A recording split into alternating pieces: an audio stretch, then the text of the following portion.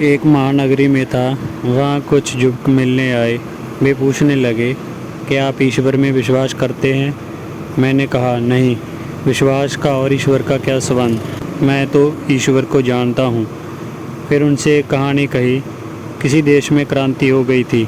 वहाँ के क्रांतिकारी सभी कुछ बदलने में लगे थे। धर्म को भी वे नष्ट करने पर उतारू थे।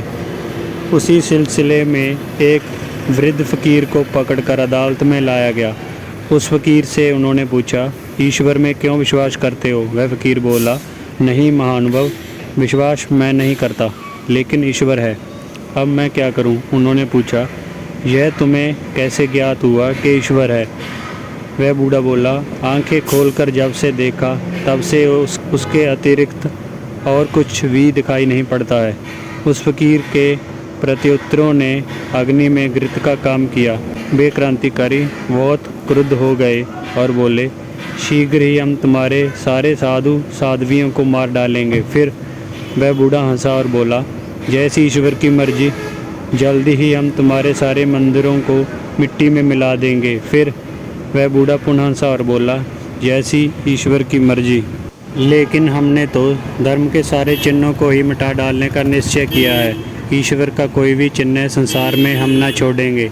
वह बूढ़ा बोला, बेटे, यह बड़ा ही कठिन काम तुमने चुना है, लेकिन ईश्वर की जैसी मर्जी, सब चिन्ह कैसे मिटाओगे? जो भी शेष होगा वही उसकी खबर देगा, और कम से कम तुम तो शेष रहोगे ही, तो तुम ही उसकी खबर दोगे।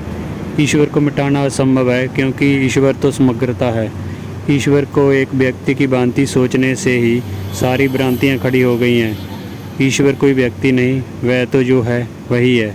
और ईश्वर में विश्वास करने के विचार से भी बड़ी भूल हो गई है।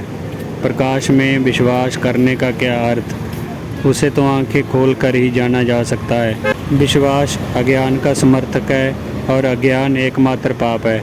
आँखों पर पट्टियाँ बंधा विश्वास नहीं, वरन पूर्ण रूपेण खुली हुई आँखों वाला विवेक ही मनुष्य को सत्य तक ले जाता है, और सत्य ही परमात्मा है। सत्य के अतिरिक्त और कोई परमात्मा नहीं है।